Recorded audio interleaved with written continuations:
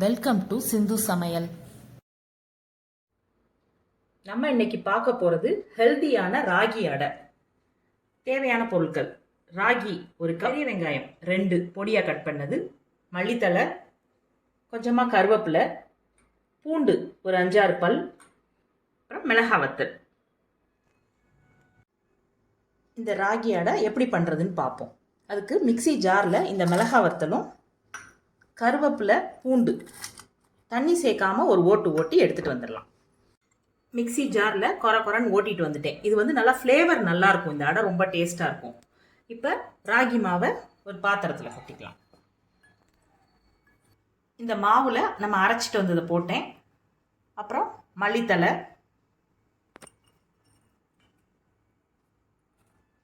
வெங்காயம், உப்பு தேவையான அளவு,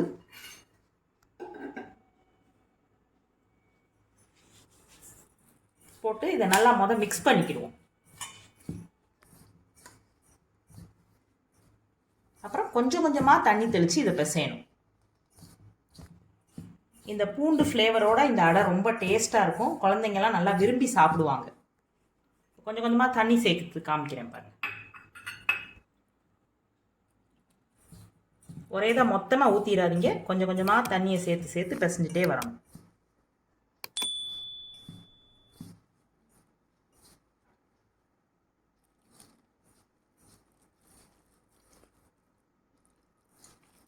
இந்த ராகி மாவில் நிறைய கால்சியம் சத்து இருக்குது.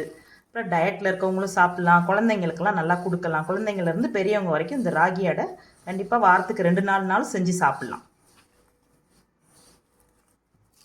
இங்கே பாருங்கள், இப்படி நல்லா சாஃப்டாக பிசைஞ்சிட்டேன். இதை ஒரு அரை மணி நேரம் ஊறட்டும் இந்த மாவு. இப்போ நம்ம சட்னி எப்படி பண்ணுறதுன்னு பார்க்கலாம். தேங்காய் இல்லாமல் இந்த ராகி அடைக்கு காம்பினேஷனாக ஒரு சட்னி எப்படி பண்ணுறதுன்னு பார்க்க போகிறோம்.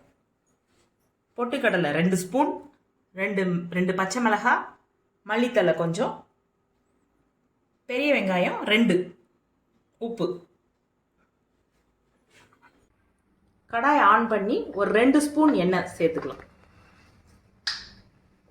எண்ணெய் சூடானதும் வெங்காயத்தை போட்டு வதக்கிடலாம்.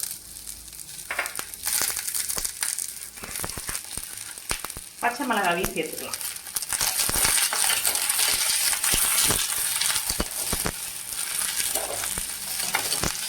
நல்லா வதக்கிட்டு கொஞ்சம் ஆற விட்டுருவோம்.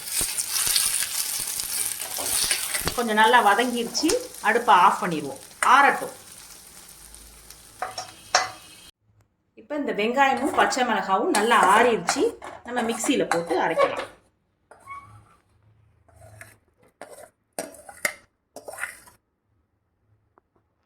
இது கூட நம்ம எடுத்து வச்சிருக்க பொட்டுக்கடலை,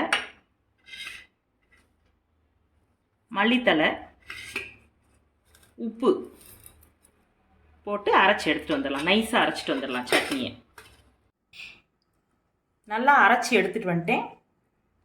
இது கொஞ்சம் தண்ணியாக தான் இருக்கணும். இந்த சட்னி தண்ணியாக இருந்தால் தான் டேஸ்ட்டாக இருக்கும். இன்னும் கொஞ்சம் தண்ணி அலசி ஊற்றிக்கலாம். இதுக்கு ஒரு தாளிப்பு. எண்ணெயை காய வச்சு கடுகு, உளுந்தம்பருப்பு, கருவேப்பிலை தாளித்து வச்சுருக்கேன். அதை அந்த சட்னியில் ஆட் பண்ணிடலாம். நல்லா கொஞ்சம் தண்ணியாக தான் இருக்கணும் சட்னி. இந்த ராகி அடையோடு வச்சு சாப்பிட்றதுல ரொம்ப டேஸ்ட்டாக இருக்கும். இன்றைக்கி பிகினர்ஸ் டிப் என்னென்னா, இந்த மாதிரி வெத்தலை எடுத்துக்கணும். வெத்தலையை எடுத்து இருமல் வராமல் தடுக்கிறதுக்காக 7 மிளகு, 3 கிராம்பு, 1 ஏலக்காய், கொஞ்சமாக தேன், ரொம்ப லைட்டாக, இவ்வளோதான் தேன். இதை மடித்து இருமலுக்காக நல்லா மென்று சாப்பிட்றணும். சாப்பிட்ட பிறகு 1 மணி நேரம் வேறு எதுவும் எடுத்துக்கக்கூடாது. ஹாட் வாட்டர் மட்டும் ஒரு 1/2 டம்ளர் குடிச்சிக்கலாம். அப்படியே வாயில் போட்டு மென்று சாப்பிட்றணும். இப்போ மாவு 1/2 மணி நேரம் நல்லா ஊறிடுச்சு. இதில் நம்ம அடை பண்ண போகிறோம். சின்ன சின்ன உருண்டையாக எடுத்துக்கலாம். இப்படி எடுத்துட்டு இந்த மாதிரி ஒரு பாலித்தீன் பேப்பர் எடுத்துருக்கேன். இல்லை இலை கூட வச்சுக்கலாம், வாழை இலை. அதில் கொஞ்சமாக எண்ணெய் ஊற்றிக்கிட்டு இந்த உருண்டையை வச்சு இப்படி அமுக்கணும். அப்போ கையில் கொஞ்சம் தண்ணிக்குள்ளே முக்கிக்கணும். அப்பப்போ முக்கினா நல்லா லேசாக இப்படி தட்டிடலாம். நம்ம எவ்வளோ முடியுதோ அவ்வளோ மெல்லிஸாக தட்டிக்கலாம். இது முருங்கைக்கீரை கூட சேர்க்கலாம் இந்த அடைக்கு, இன்னும் நல்லா ஹெல்தி. ஆனால் இது நான் ஈவினிங் டைம் செய்கிறனால நான் வந்து கொத்தமல்லி தழை தான் சேர்த்துருக்கேன். நீங்கள் மார்னிங் பண்ணிங்கன்னா முருங்கைக்கீரை கூட இந்த மாதிரி போட்டு பிசைஞ்சிக்கலாம். தோசைக்கல்லில் கொஞ்சம் எண்ணெய் ஊற்றிருக்கேன். இப்போ நம்ம தப்பி வச்சுருக்க அடையை தூக்கி மெதுவாக அதில் சேர்க்கலாம்.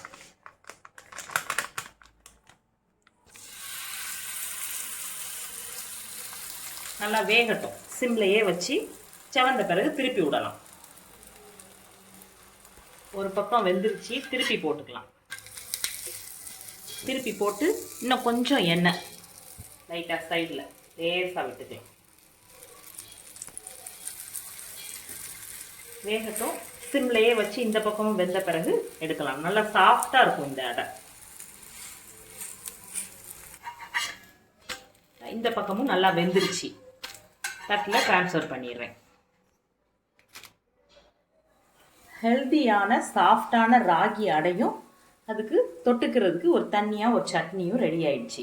நீங்களும் இதே அளவோட செஞ்சு பார்த்துட்டு கமெண்ட்டில் சொல்லுங்கள், ஷேர் பண்ணுங்கள், மறக்காமல் சப்ஸ்கிரைப் பண்ணுங்கள். நன்றி. வாழ்க வளமுடன்.